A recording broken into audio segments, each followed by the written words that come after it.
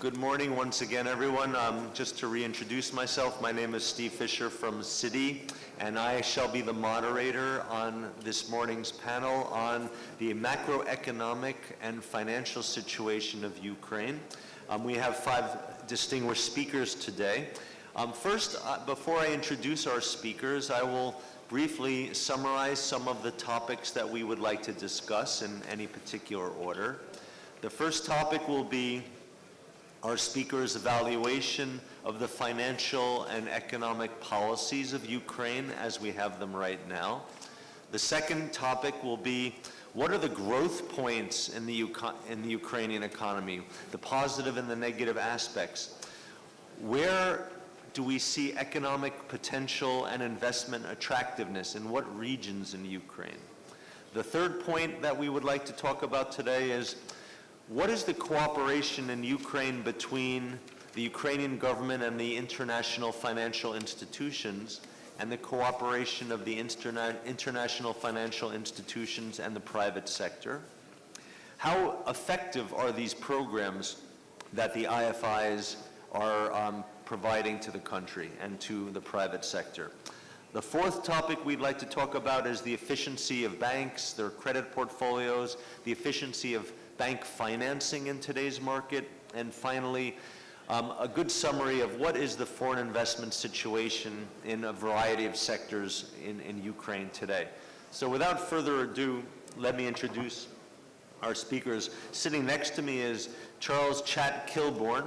He's the senior advisor and secretary of the corporation of FSVC, which stands for Financial Services Volunteer Corps out of the United States. So welcome, Chat. How are you? And next to him is Aleksander Savchenko, director of the Institute for International Business in Ukraine. And sitting next to Aleksander is Jean-Jacques Soulacroup, the senior corporate banker based in Luxembourg at the European Investment Bank, a bank that has invested billions of dollars into the country up to now. And sitting next to Jean-Jacques is our favorite central bank representative, Sergei Nikolaichuk, who is director of the Monetary Policy Department of the Central Bank and Economic Analysis. So here is our panel today. We have summarized a few of the topics that we would like to cover, and I think it might be interesting to get a black and white view of the situation, the economic situation in Ukraine. And perhaps we should start with the central bank itself. Sergei, perhaps you could give us an idea of what's the current situation in the economy and what is the central bank paying attention to? Okay. Thank you very much. Thank you very much for the invitation. Today I replace this conference Dmitry Soulacroup, who is currently in charge with the negotiation, final stage of negotiation with the IMF on negotiation of the recovery program. And talking about the current situation in Ukraine and policies of the NBU. Actually, I very like the topic of this conference, New Ukraine. Yeah. And as this topic suggests, our economy is going through dramatic changes, and so do the policies of the National Bank of Ukraine. And maybe the main very important change which happened during the last 2 years, that is the exit from the fixed exchange rate regime, so the regime which used by the central bank for many years, and regime which led to accumulation of many mismatches in the economy. And of course, this transition was not easy.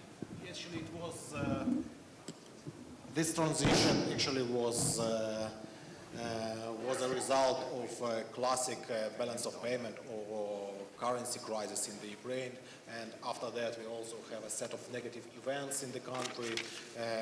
Just to mention military conflict, huge deterioration of terms of trade, additional trade restrictions from our main trading partner in the past. And but as the situation shows, the current macroeconomic situation, the situation on FX market shows, households, business have been getting used to live in the conditions of floating exchange rate. And currently, neither business nor households react so dramatically as crazy to any change in the exchange rate. And exchange rate pass-through to prices became much lower compared with the turbulent times in the beginning of the previous year in 2014. And at the same time, exchange rate dynamics helps economy to adjust to change in the external and internal environment. And like the example, yes, when the terms of trade continue to deteriorate, when steel prices, our main commodity, fell significantly during 2015, in the beginning of 2016, when additional trade restrictions were implemented by Russia. So the gradual devaluation of the exchange rate helped the economy to adjust and to continue to recover. At the same time, when the situation improved on the global markets, when steel prices rebound, when Ukrainian exporters get the access to Asian countries again through Russian territory. In such situation, of course, it was necessary to adjust exchange rate to appreciation side. And of course, such dynamics is very important in our intentions to implement inflation targeting. So for many years, the National Bank of Ukraine declared its transition to inflation targeting. But frankly speaking, only a year, 2 years ago, the strong political will appeared, and the central bank really showed the intention to lower inflation to reasonable numbers. And last year, the board approved monetary policy strategy for 2016-2020 with clear inflation targets, 12% this year, 8% next year, and achieving 5% in medium term in 2019 and further. And so also roadmap for implementation for the transition to this regime was developed and currently is under implementation. And this roadmap and corresponding action plan consists of a few areas like institutional arrangement, decision-making process, analytical support, operational design of monetary policy, communications, development of financial markets, and infrastructure needed for successful implementation of monetary policy. And in order to achieve our inflation targets, so during the last year, the monetary policy stance of the NBU remained very tight. And it was necessary stance because of very high inflation. All of you know that in the April of 2015, inflation reached 61%. But again, such high, very tight stance of the monetary policy, together with all other factors such as tight fiscal policy and quite favorable dynamics on food prices, so led us to have very fast disinflation. Currently, inflation low in Ukraine is lower than 10%. Of course, we expect further impact from administrative prices hikes for heating, for gas, and so on. And for the end of the year, we still think that 12% target is achievable. And again, so such inflation dynamics is again is the sign of the serious efforts of the National Bank of Ukraine to achieve its inflation targets and to return its credibility. Also, if we talk about different components, I would like also to highlight the change in the operational design of our monetary policy. Yeah. We started this process actually last year and finalized it during the last monetary policy committee, which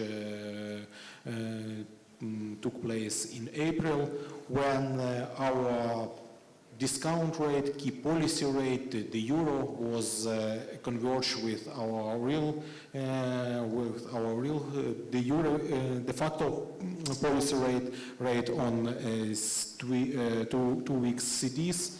And currently we have very clear structure of our operational design. So we have the key policy rate, we have the corridor of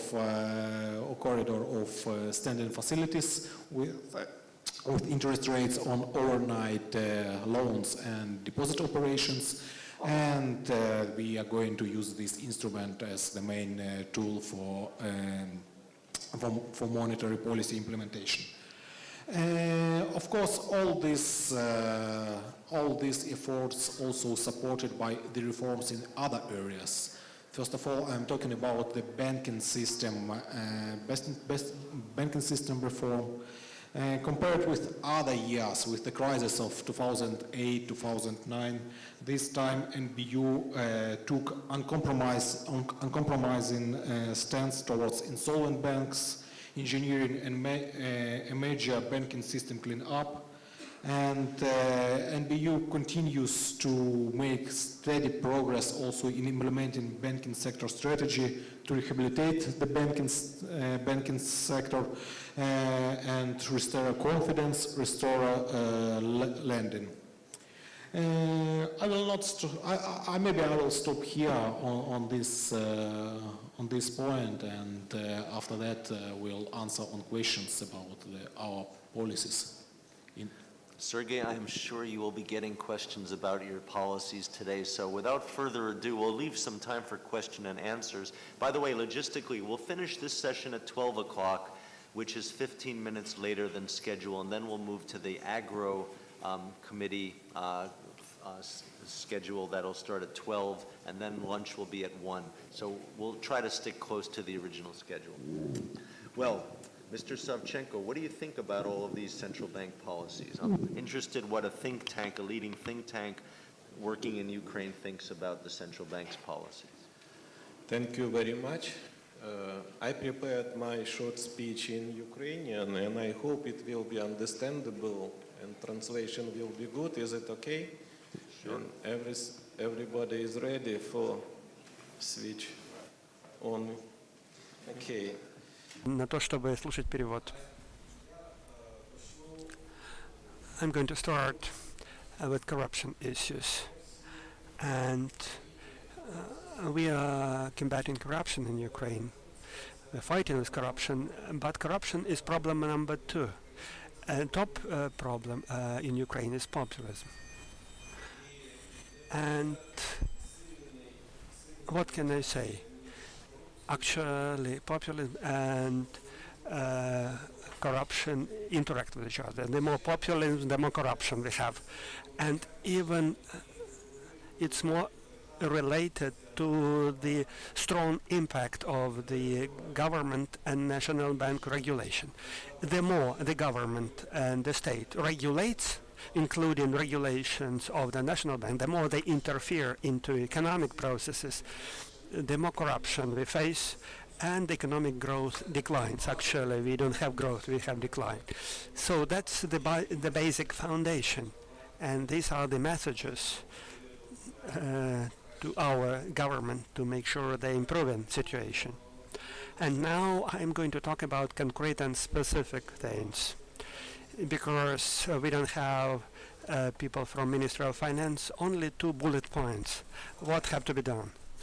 Right now, when government is changing, and it always happens, everybody is trying to change the tax system.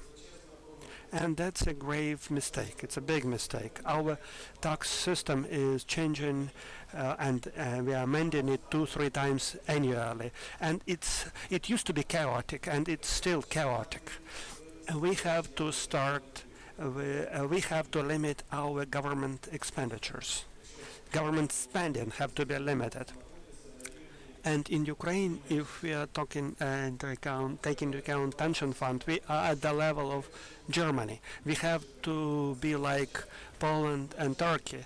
And what it means, the pension fund have to be, in comparison with GDP, have to be reduced by the factor of 2 times, and government spending have to be reduced by the factor of 10% from GDP.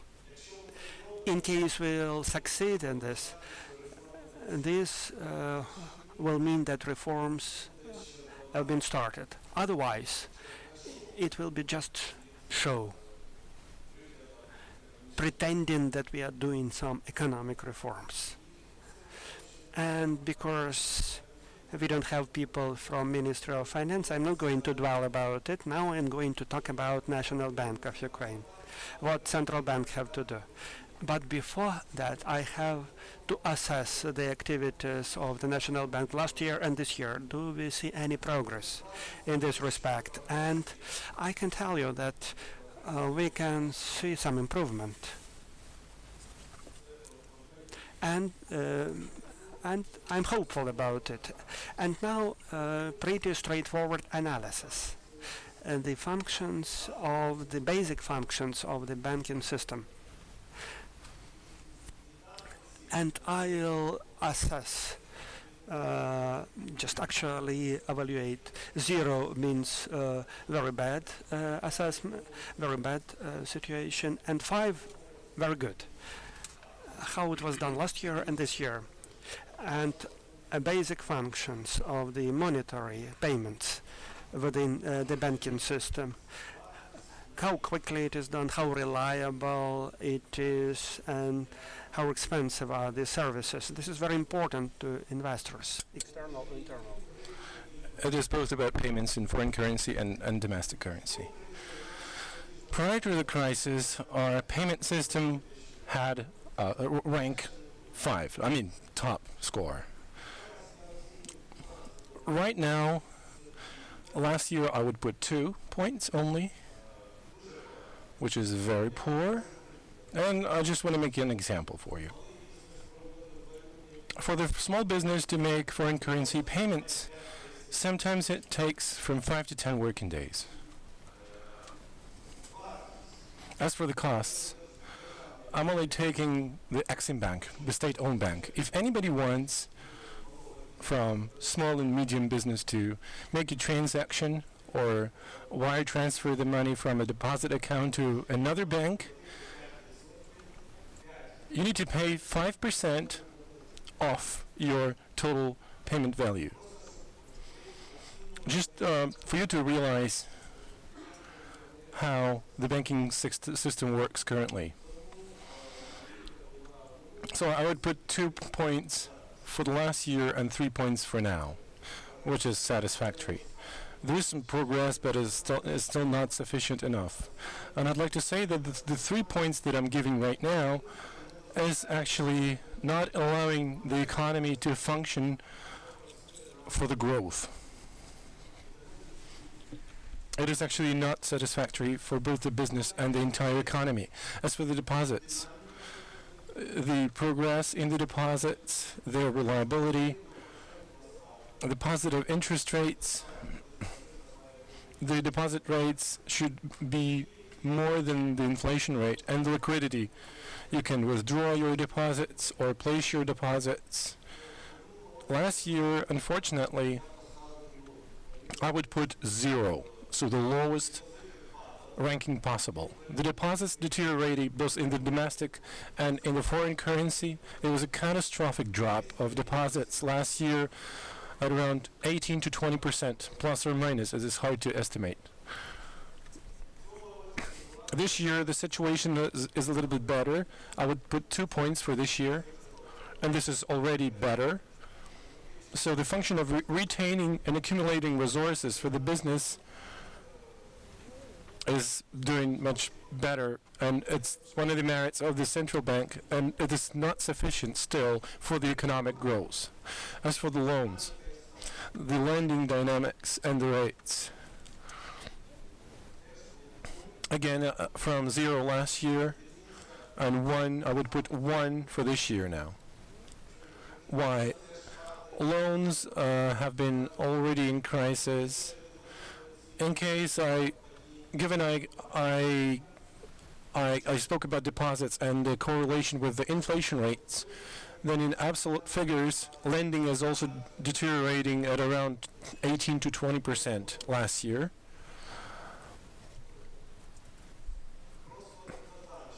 I just want to add, just for your understanding, Mr. Fisher said it very right. If foreign direct investment drops, as well as lending, then of course the economy and GDP may not grow and will not grow because we program the economy to deteriorate. So this year the economic growth progress at around 1 to 2% is obviously possible.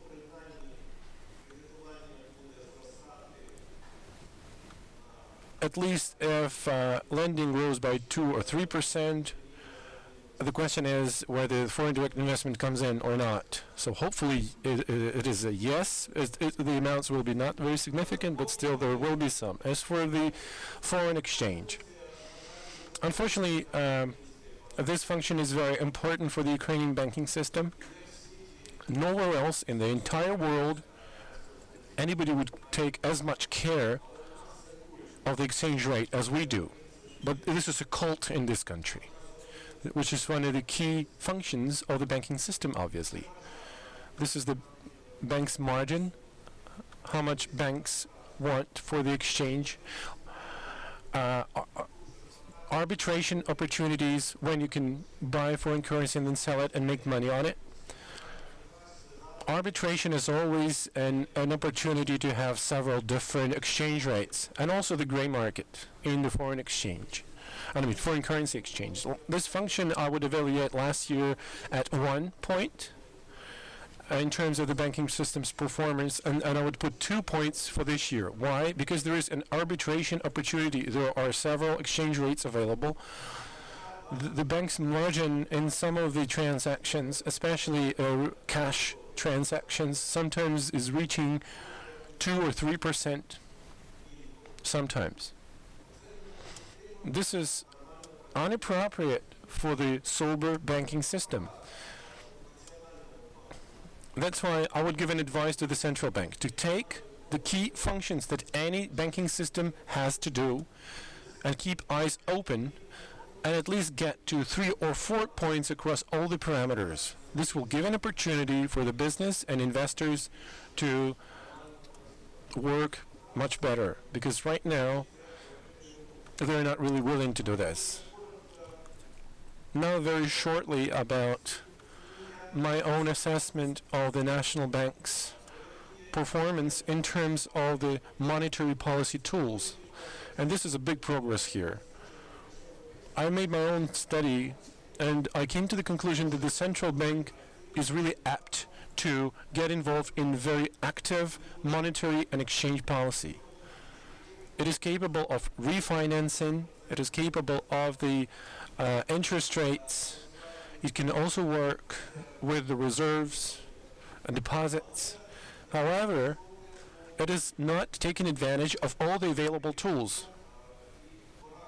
And this is another advice to the National Bank to get much more involved in using monetary tools in its arsenal.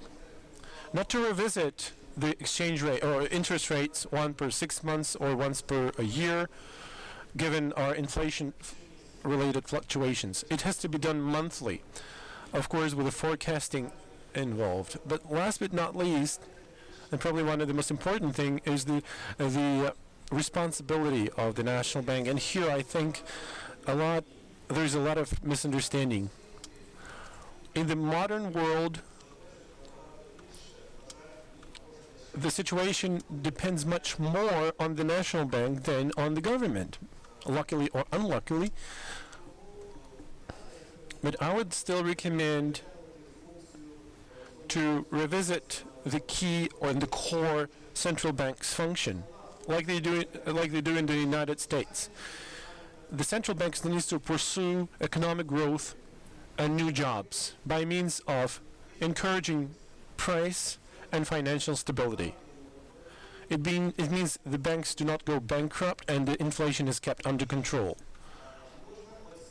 Only then one can assess the central bank's performance as constructive, then I think we would never see such things as ban for the investors to reinvest their profits and also to actually repatriate them, their dividends and profits. And maybe the last point at this, actually this is another advice I would like to make to the National Bank of Ukraine. Stop trying to assess the banking control effectiveness by the number of banks that go bankrupt. Because with the bank's bankruptcy, the GDP is dropping down, inflation grows, and there are so many risks for devaluation. Because all the problems are actually covered by means of permissible emission through GDP monetization. The less bankrupt banks we have, the faster economic growth we will have. We need to get rid of this monetary narrowing policy and move to monetary expansion, which means we need to streamline our work towards economic growth, but not to actually make conservation of problems we have. And here I would like to stop at this point. Thank you.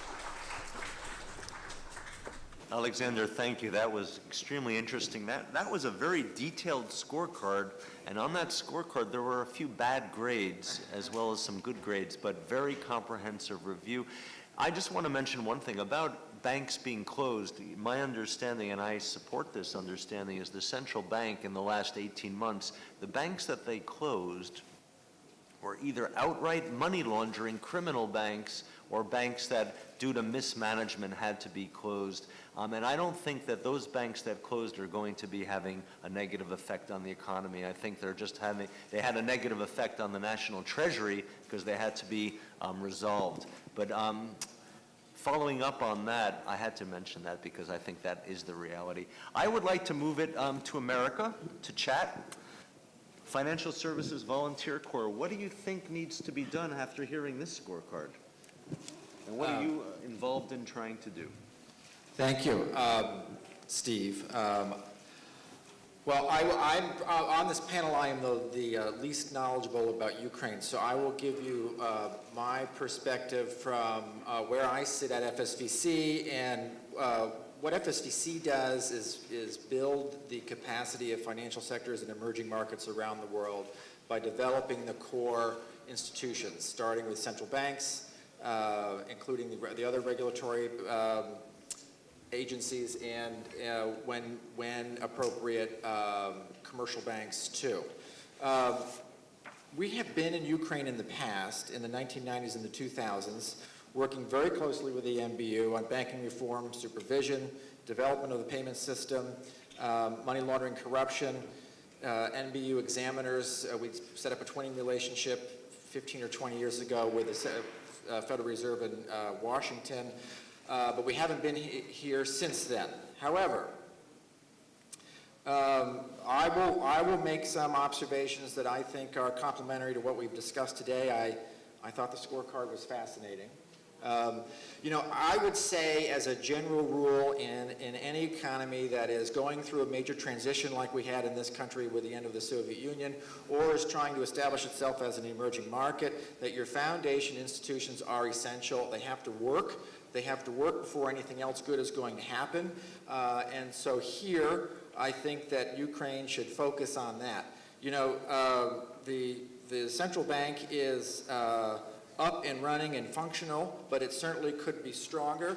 There are other institutions here, like the National Securities stock market, that's barely functional at all. It has almost no capacity. The securities markets are scattered all over the place. So I think that we should be talking mostly about institutional development here.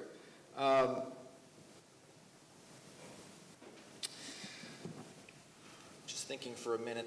This scorecard was quite something. I would be concerned here about the commercial banking sector also, for two reasons. The commercial banking sector dominates the financial sector. I think something like 92 or 93% of the transactions go through. Is that right, Steve? I'm not sure of the exact statistic. Even more.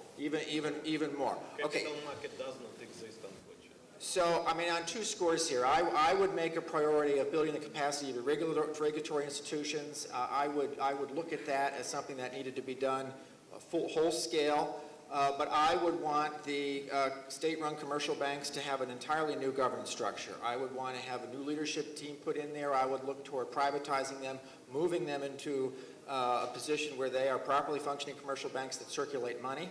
I would be very aggressive about developing the non-bank financial institution sector. I would be very aggressive about making sure the regulators knew how to handle that.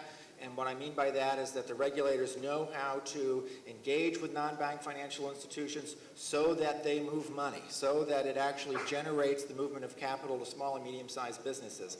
I think that small and medium-sized businesses here are starved for money, and there's great opportunity in this country for them to grow if they could get it. So I would be pushing the regulators to develop their capacity there, and I would be trying to push out of the commercial banking sector into a more nuanced, developing, complete financial sector writ large. I'm noticing the time. I will stop there to allow for our last commentator to speak, but I'm happy to take questions. Thank you very much, Chat. We'll move on to Jean-Jacques. Now, Jean-Jacques represents billions of dollars from the EU via European Investment Bank flowing into this country. And you work very closely with the government. You've heard the speakers today. What's EIB's view of the situation in Ukraine, and what are you doing to support the positive trends and to highlight the negative trends? Thank you, Stephen. Let me first start with a very interesting experience I had yesterday evening during this very nice welcoming event, reception. I was talking to people and discussing, as we all do, about what you are doing and so on and so forth. I was explaining what the European Investment Bank is. And it was very striking to see that nobody knew about the European Investment Bank, up to a point where someone told me, oh, you are then a subsidiary of the EBRD. Oh, wow, okay, we have a situation there. So it was very enlightening, in fact, a very nice experience, because then I was thinking to myself, how come my institution, being the world's largest multilateral financial institution, and being twice as big as the World Bank, how come we are so unknown?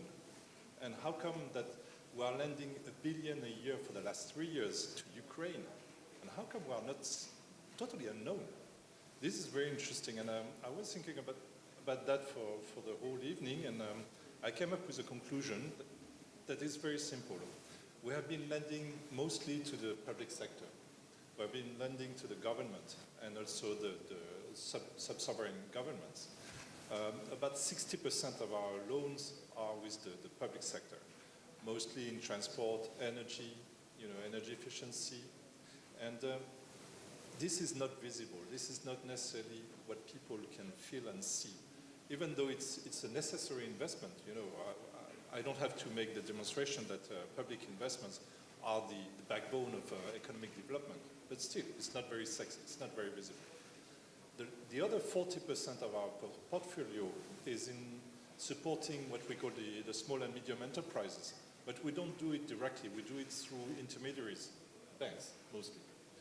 That represents, for example, last year we signed a 400 million loan with the government to on-lend to local banks to target the agriculture sector, agricultural SMEs.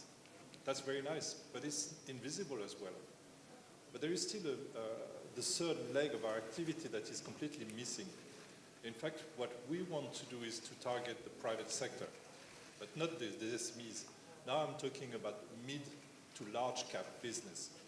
These big employers, these big companies who are struggling not to disinvest because borrowing is extremely expensive. So nowadays the private sector companies, the large ones, are simply stopping investing into their capex. So the adverse effect is that they are de facto disinvesting, and this is dramatic for the future. So this is what we want, this sector, these targets, we really want to work with these companies in order to support them and to become, symbolically visible and to show to the entire community, international community, that yes, there is business to do in Ukraine. we can support the big players, we can support the champions. Not only, and of course, this is the first target, the agribusiness sector, because it's export-oriented and there is a flow of revenues that is very interesting for as a banker. But I think this is not only, Ukraine is not only agribusiness. Ukraine, and I heard that this morning, is also avionics, it's also IT, it may be also biotech. Why not? So we are here to develop this part of the activity and to become more visible, and in order to encourage the other bankers, the other financial institutions to increase their involvement here. This is our role. In fact, this is our objective, to be here when no one wants to be here. Everybody, when I talk about Ukraine to our equivalents, they all say, oh, Ukraine is too complicated, the situation is terrible. But again, when it comes to private sector, we believe that there is something to do. There are businesses, there is a support to be given to local businesses. Of course, our experience is that nothing is that rosy. You know, we heard about reforms this morning. This is fine and nice, but this is not the entire truth. The truth is that there are reforms, but it's not enough, of course. And also, there is a problem of capacity. When we have a portfolio of 4.3 billion euros with Ukraine, and that a significant, if not the vast majority of our portfolio is not disbursing, it means that there is a problem. In fact, the public sector is not implementing the money. We have huge sums of money sitting here without any activity. So what's happening? I think this is also a very critical element. Reform of the administration, but pragmatic one is extremely urgent. And then we would see some development. I'm more confident with the private sector, with private corporates, because when a corporate is borrowing, it's so expensive that they want to spend it immediately and to get a return immediately. But again, as an image, you can produce as much grain as you want. If you cannot transport it to the next port, then you are doomed. So both things are necessary. So this is how I see our intervention in Ukraine. Thank you. Thank you, Jean-Jacques. Before we open this for questions and answers, what I'd like to do is ask each panelist rapid fire to give us the 2 top things they would like to see happen this year in order to see an improvement in the overall macroeconomic situation in the country. We'll start with my neighbor, Chet.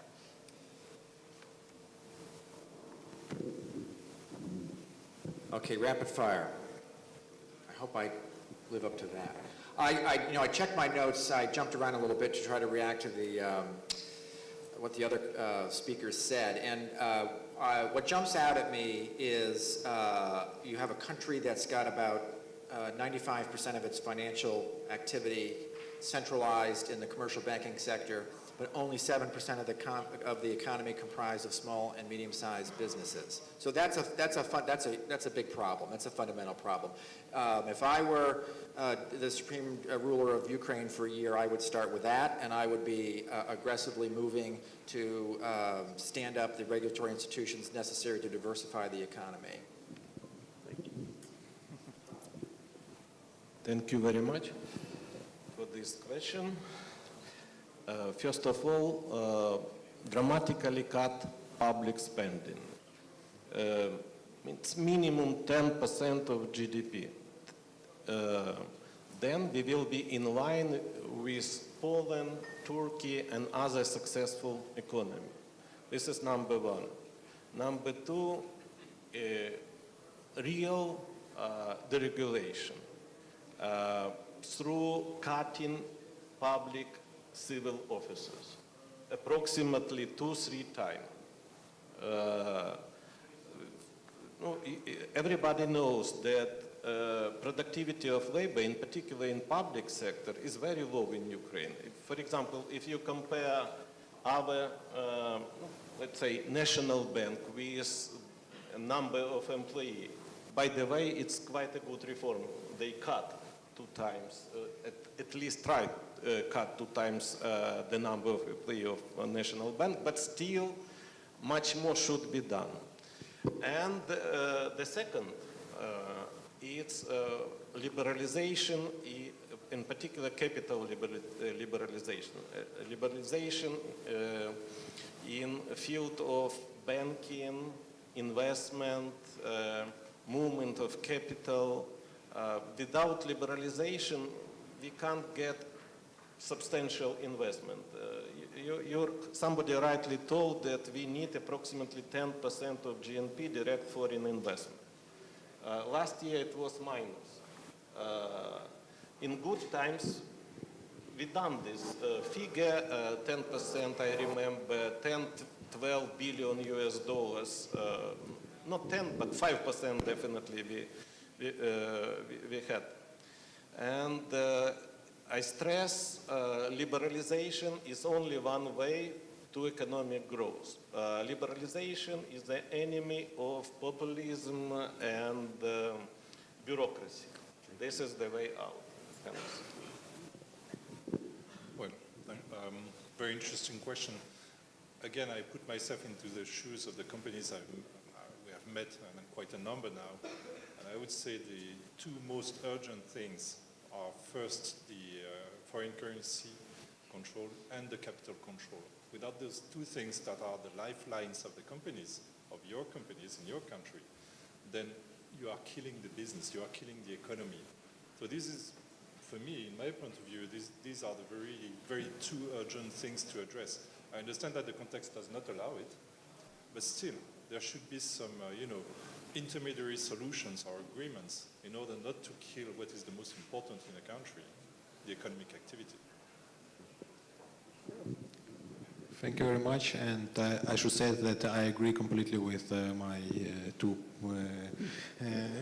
two speakers before me that FX liberalization, maybe that's the most important task for the National Bank this year, and definitely, I hope it will be done. Again, a lot of preconditions are already met for dramatic change in FX regulations, and currently we are waiting for successful recovery of the IMF program, and I hope that it will boost significant steps. And the second topic I would say maybe in my area, in monetary policy area here, I would be happy if inflation target for this year will be achievable, and maybe that's not. I'm not talking about one number here to achieve the inflation at the end of the year. I'm not talking about the ensuring of inflation expectations and recovery of the credibility of the central bank in its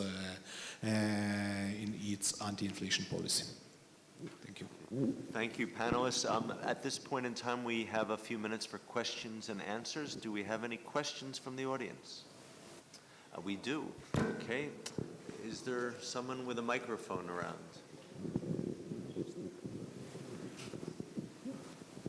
She's coming. Okay. Thank you. Sergei, M&A partner of International Club Banker.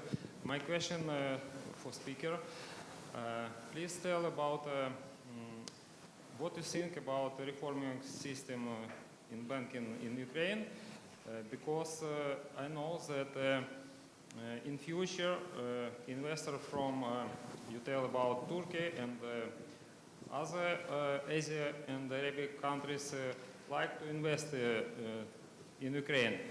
What do you think about reforming law in Ukraine, because we haven't this law now, for example, for implement new finance instruments like Islamic banking, etc. Thank you. Maybe, would you like to take that, Sergei? Okay, so the main idea of the overall reform of the banking system, that's the create banking system which will really enhance the economic growth in the country. I don't think that the banking system we had in the past was really the instrument for stimulation of the economic growth, and for effective redistribution of financial resources. So mostly it was just the system how to use the money from households, from population, in order to finance the business of the owners of the banks. And at the same time, a lot of banks just do their business not very properly in line with the legislation. So I don't think that's really the system we would like to have in order to enhance the potential of the country. And the current reforms in this area, so which are directed to decrease of related party ownership, reforms related to increase of increase in responsibility of owners and management of the banks. So the reforms directed to resolution of NPLs and so on. So that's the right steps actually in providing incentives for banking system to do right things. A question up front.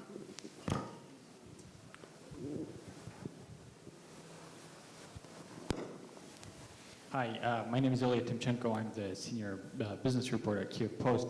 I wanted to more focus on the SMEs in Ukraine, and at the Kyiv Post, we're noticing more and more of a trend where, and talking with small business representatives and big business representatives, it seems that the main pressure is going on the SMEs, and because, I mean, of course, with the big businesses and with the corporate banks, of course, they're having problems as well, but they always either have connections or they can speak one way or another with high government officials, and they can find their ways out. But for SMEs, they're always having problems, and they again and again say how it's difficult for them to grow further. They reach a point, and then they can't, grow further. Either they have pressure from government officials, or they don't have acceptable financing, or the interest rates are high. So my question is to the NBU is, what specific steps do you have in order to help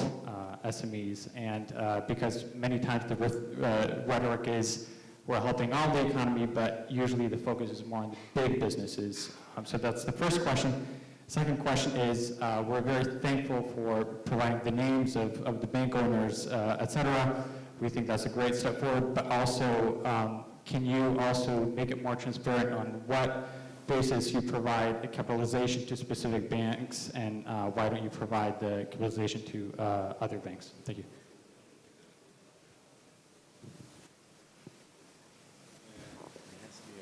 Okay, maybe I will start with the second question. NBU does not provide any capitalization to the banks. So we just have the standard operations on providing liquidity for the banks which are considered to be solvent.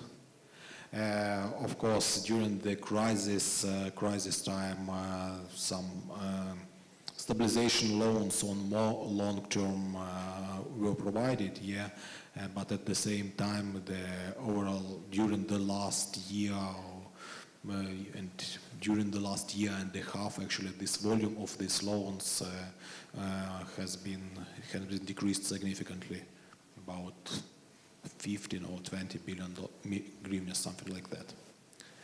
Talking about the support of SMEs, I don't think I can speak on some specific project. I'm not involved in this business, but talking from the monetary policy perspective, I think that very, very important what we do now is the creating a stable macroeconomic environment with low and stable inflation. And I think that's especially important for small and medium-sized enterprises, because usually these enterprises suffer mostly from high and unpredicted inflation and from instability on a fixed market. Maybe I can add a few words about support to SMEs.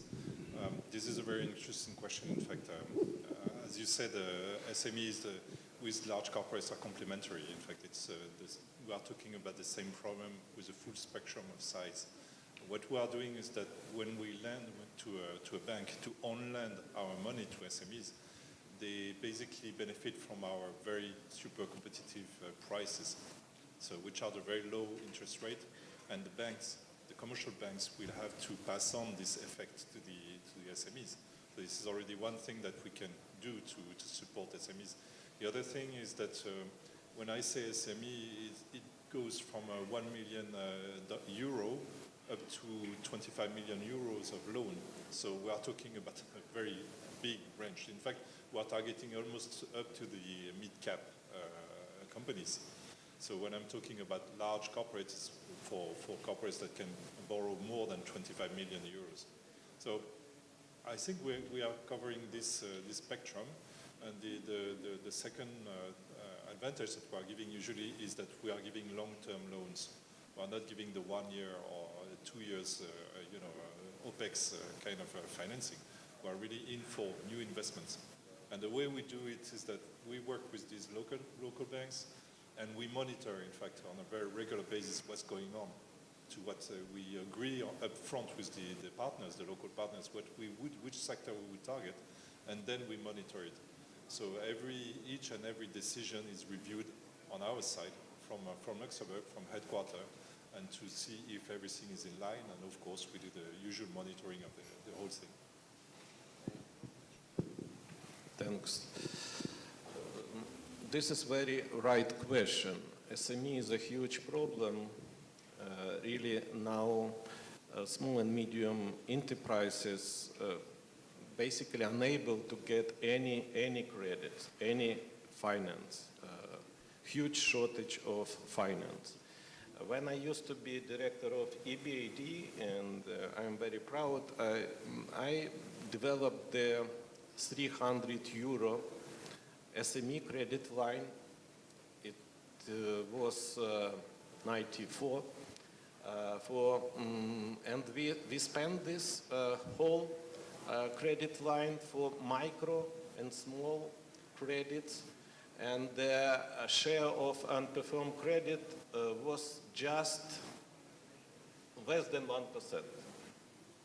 Right now, taking into account the huge deficit, my proposal, for example, to open credit line for each international finance organization, EBAD $500 million, IFC $500 million, thank you very much, European Investment Bank. Basically, according to my calculation, our small business need 2-3 billion finance each year. Now they have zero support. And I don't agree that all credit, small credit, micro credit, 1 million should be checked in Brussels. In my time, we create, within National Bank, group of very experienced local bankers.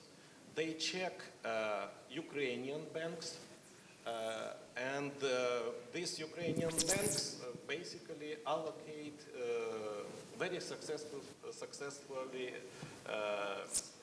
money to SME.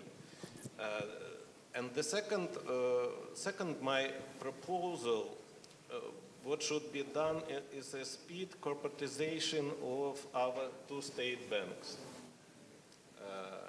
Ощадный Bank and Exim Bank.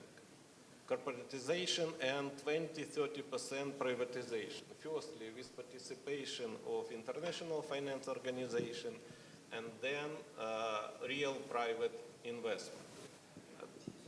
Under such condition, I believe the credit should be renovated in Ukraine, may be renovated. Because right now, I can't see any possibility for real economic growth. For Ukraine, the real economic growth more than 10%, because we are very small, very tiny country. Any investment of 100 million is 1% growth in Ukraine right now. This is the situation.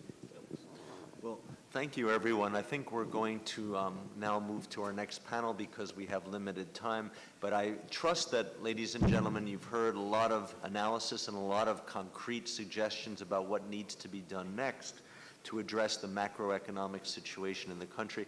On behalf of the Empire State Capitol, I would like to thank all of our panelists today. So thank you, gentlemen.